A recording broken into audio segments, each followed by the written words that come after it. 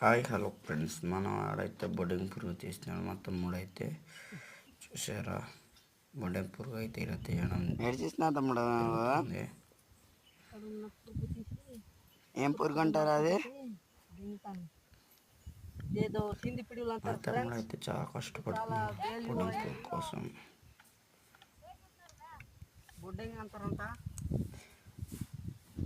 తీసిరా తీరా చూద్దాం. తీసి చూపిస్తాడు చూడండి.